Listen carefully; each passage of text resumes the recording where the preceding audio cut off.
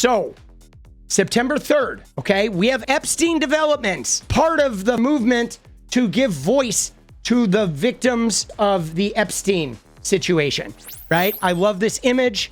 We are not a hoax. This is a big deal. September 3rd, Epstein survivors will hold a press conference at Capitol Hill September 3rd. This is the one with Ro Khanna, Thomas Massie, bipartisan, non-MAGA people getting together and giving voice to the victims. For the first time, many will speak publicly. Now, these victims can't even get their files and their information from the FBI. The FBI has been holding their stuff back, okay? But what's crazy about this is they were not informed, okay? Donald Trump sent his personal lawyer, Todd Blanche, to go 𝗙ecie𝗶𝗍𝗄 with Ghislaine Maxwell with that bullshit interview. But they never even told the victims. They never even told the victims, guys. The victims didn't get notified, just like when Epstein got immunity. They keep doing this bullshit behind the backs of the victims, ignoring the victims. The victims get no attention. They get no respect. They get no protection. They get no coverage. They have been systematically silenced and pushed to the edges and pushed to the fringes since the beginning of this case. And I'm telling you right now, I believe that Trump and this hoax bullshit, they fucked up, okay? I think the victims are going to come out now. I think the victims are going to come out, and I think there's going to be war waged on Donald Trump and this cover-up. I am not a lawyer. But when I heard what Todd Blanche said, non-consensual, when she seemed to be struggling for a word, I never saw anything that was. What do you make of that in terms of the number two person at the DOJ doing an interview with a convicted criminal? Chris, if that question is to me, yes. There are multiple instances in this interview in which Todd Blanche attempts to fill in the gaps for Ghislaine Maxwell. There are also moments where her own attorneys attempt to fill in those gaps and sort of direct the questioning. That's not that unusual where you have an attorney, where you have a proffer session with somebody that you're thinking about entering into a cooperation agreement with, for example. What makes this so unusual is not only that Todd Blanche is President Trump's former criminal defense lawyer, but that Ghislaine Maxwell herself has long ago been convicted and is on a last-ditch appeal to the Supreme Court, and barring that, is sort of auditioning for a pardon. That's what makes this so unusual. And in particular, she struggles with the word inappropriate at various times in the interview as well, because she says herself, her definition of inappropriate might be different than somebody else's definition of inappropriate. And where it comes to Jeffrey Epstein's behavior with women over the age of 18, she specifically draws a line and says she's not going to get into that, almost as if to say anything with anyone over 18 is outside of bounds. And the only thing she thinks could possibly be illegal here is conduct with those who are underage. That's not the way law sees it. You can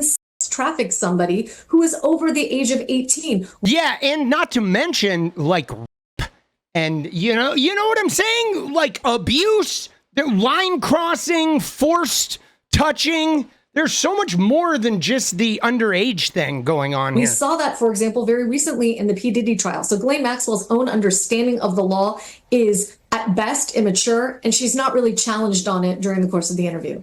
Sarah, the Washington Post notes that the release of the Maxwell interview, and I'm quoting them, offered no evidence to support conspiracy theories long fanned by Trump and his allies that the federal government had covered up a vast trafficking ring to protect powerful public figures.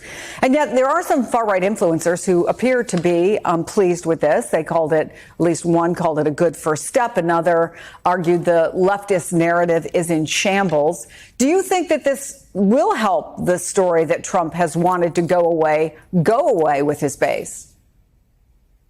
Well, it's interesting that way back when, a couple months ago, Pam Bondi herself said that she had the Epstein list on her desk. And so now fast forward to today, where you have Trump out there saying this is a hoax, and they're releasing just, portions of files and these transcripts and trying to prove that there was no wrongdoing on his part. But him and his supporters were out there on the campaign trail, folks like Dan Bongino, 𝗙ście𝗶𝗹𝗆, saying that they wanted to release the Epstein files. And so it's just a contradiction from everything that they had been talking about. So they either have to admit, were they lying to their voters, or are they now part of a cover-up? And I do think, though, that they have ran out the clock a bit on this issue. It does seem like they're using the Steve Bannon strategy, where they flood the zone and make it impossible for the media and Democrats to keep talking about this issue when there's so much else going on,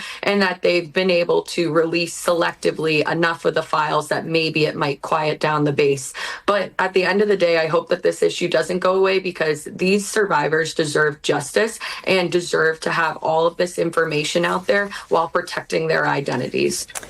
Sarah, efforts to quash this ongoing story, whether you're flooding the zone or you're putting out some of the information about it, may hit a roadblock in October, because that's when the publication of a prominent Epstein victim, Virginia Giuffre's posthumous memoir, comes out. The publisher says it has intimate, disturbing, and heartbreaking new details about her time with both Epstein and Maxwell and their many well-known friends. But they also say no allegation of wrongdoing against Donald Trump. So what might be the political implications for Donald Trump of that, even if he is in no way mentioned as having done anything wrong? See, I think that this is complicated, because obviously, one, there's no mention of Virginia Giuffre about Trump, but we know that. Her dad worked at Mar-a-Lago. He was not going to be involved with her at all. Like, she was not in the cell of young girls that were going to cross Trump's path. But the fact of the matter is Trump was involved with other girls in that realm. Trump was involved with trafficking women with his modeling agency, and he was involved in that whole network of things. And at the end of the day, though, even if Trump didn't do anything wrong, he's still hiding it all. He's hiding it all to protect all the other people that did do shit wrong, after he ran on this being something he was going to shine a fucking light on. You know what I'm saying? And so this is like, it's a lose-lose. There's no win for Donald Trump in this. There is no win.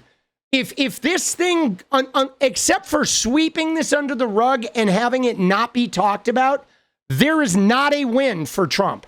It is a lose-lose scenario for him. Well, we know that Virginia Giuffre was recruited by Ghislaine Maxwell while she was working at Mar-a-Lago. And Trump said that part of the reason that him and Jeffrey Epstein had a falling out was because they were poaching people from his club. Now, poaching people, dude, he knew.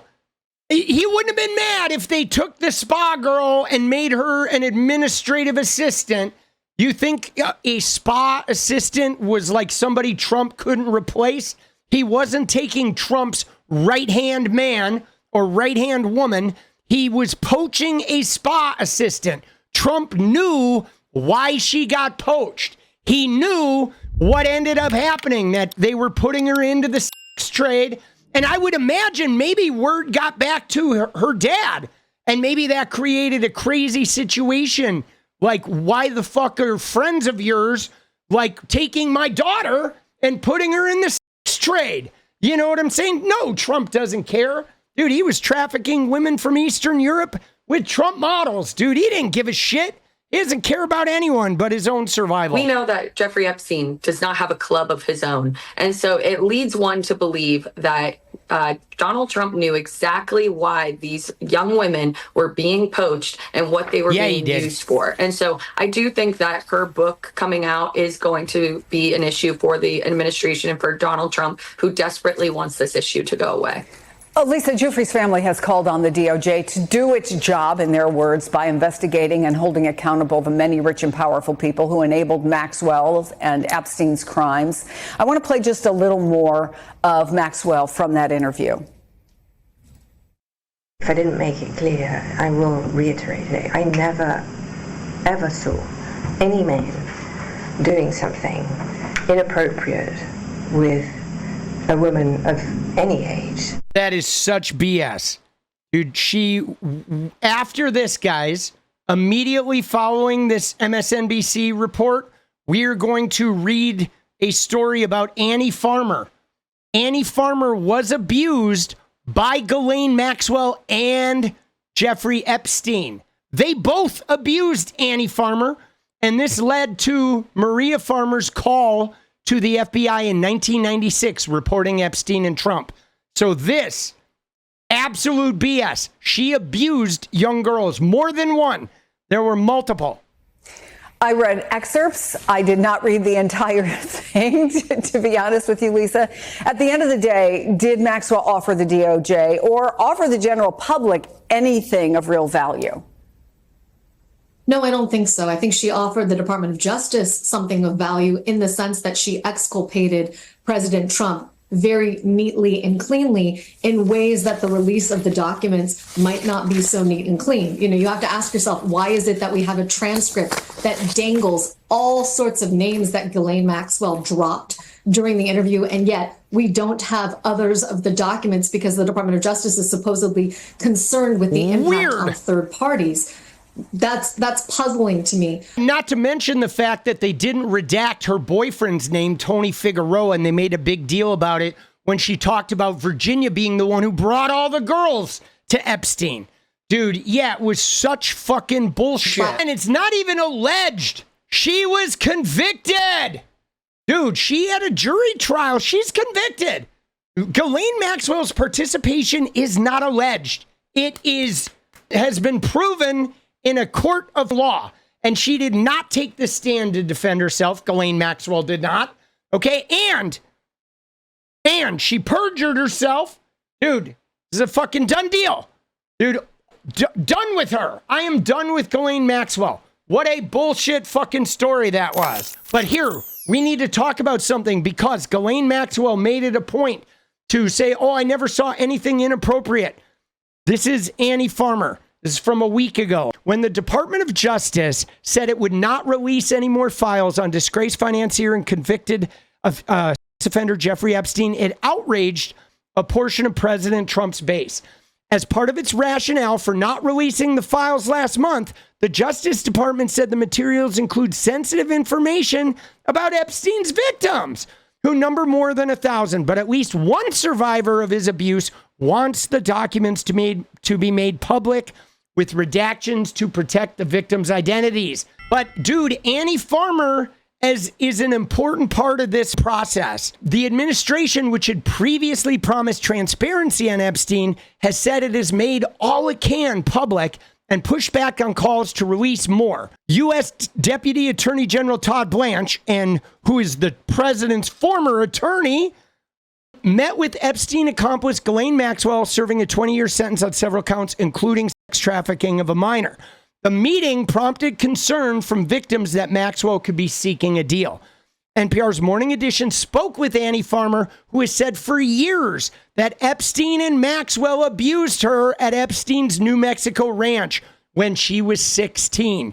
She testified publicly using her full name, both at a 2019 bail hearing for Epstein and at Maxwell's criminal trial.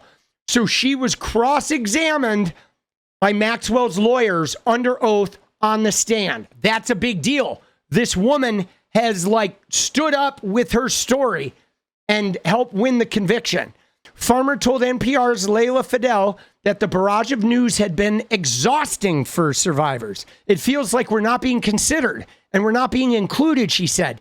The interview, which includes details of the assault, took place August 8th before a federal judge in New York rejected a request by the Justice Department to unseal grand jury transcripts related to the criminal investigation. How do you think the Justice Department should approach Ghislaine Maxwell? With a lot of caution. The government charged her with perjury because they did not believe she was a reliable witness in the past. So I think there are plenty of other places they could get information. They do not need to be getting it from her. That's a really good point. They could go to the victims, and they have all the information in the files, right? Ghislaine Maxwell has been moved to a lower security prison. She's also met with a top DOJ official. Watching that happen, what's going through your mind? I was really in disbelief at how quickly that all unfolded. And again, that there wasn't any sort of a heads up given to, I spoke with people that were involved, and I know nobody received any kind of information about that before it happened. They never told the victims. The request to unseal the grand jury papers, something Maxwell does not want, something that your lawyers have said you do want. Why do you want those public, and what might be in them? And she says, well, I think it goes beyond just the grand jury papers. What most people who followed the case are interested in is more transparency about what happened. Again, with those initial reports, why were they not followed up on? And things like when my sister Maria Farmer reported Trump and Epstein to the FBI, she also reported that photos of hers had been stolen. She was a visual artist. She had taken photos of my younger sister and myself that were partially to paint from, and Epstein and Ghislaine Maxwell took the partially photos of these kids, right? We won't ever know what happened to those photos. When I was in the courtroom for Jeffrey Epstein's bail hearing, I learned that they had found a lot of photos on his property, but no one ever followed up in any way, whether those might have included our photos. So there's, I think, just a lot of information that pertains to the survivors' individual experiences, whether there were other perpetrators or just understanding more about what went wrong here and who else might be involved. Right? Fidel said, you're the only victim who testified with your name publicly in the Maxwell case. And that takes a lot of bravery. It really does. If you want to share it all, what happened to you and why in this moment you don't want to see Maxwell get a deal.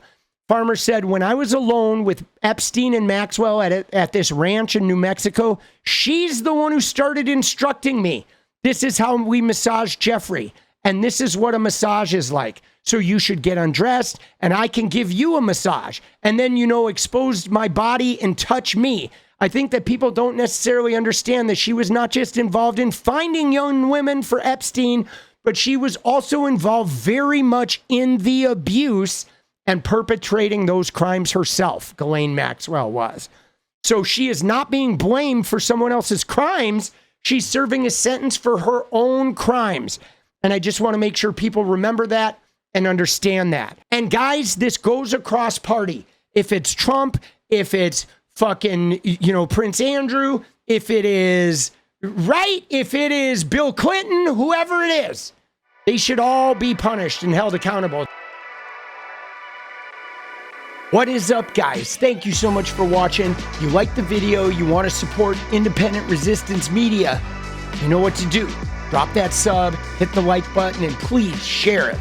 And we do love our members, so if you want to become a member, it's another really great way to support. Thanks again for everything, guys. I'll see you next time. Let's go.